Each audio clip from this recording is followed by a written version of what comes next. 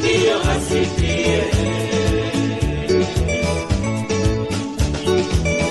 Ndiyo sita sitini na sita ndiyo hesabu ya jina la mnyama atakayedanganya watu siku za mwisho. Yohana katabiri, Roho asema mwenye sikio asikie.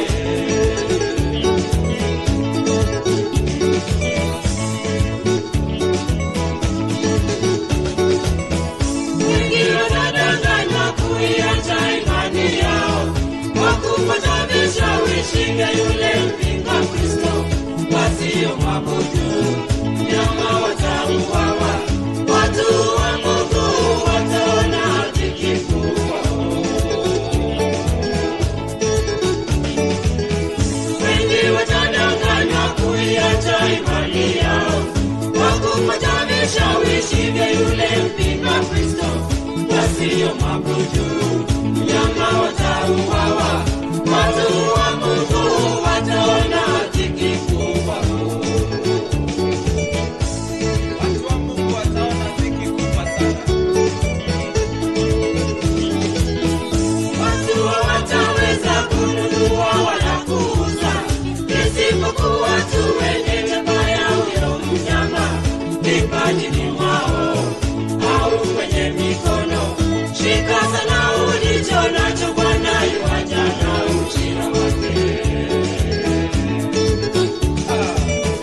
Watu hawataweza kununua wala kuuza isipokuwa tu wenye chapa ya huyo mnyama vipajini mwao au kwenye mikono. Shika sana ulicho nacho, Bwana yuaja na ujira wake. Mwisho wa yote, hasira ya Mungu itashuka. Mwisho wa yote hasira ya Mungu itashuka kwa walioabudu mnyama na sanamu yake na kuipokea chapa ya hesabu yake.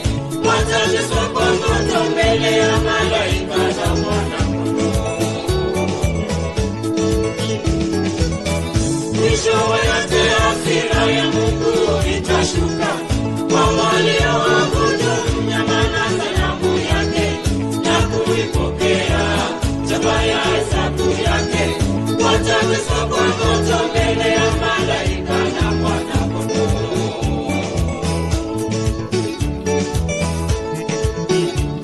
Alama ya mnyama ni nini?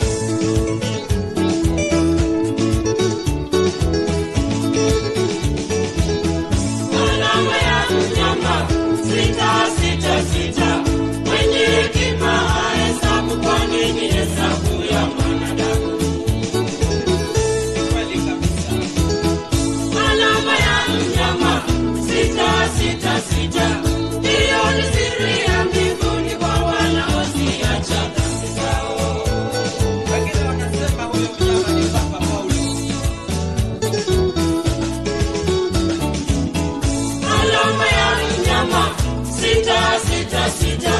Mwenye hekima ahesabu, kwa nini hesabu ya mwanadamu?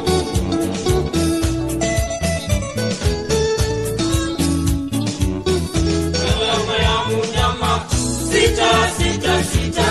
Hiyo ni siri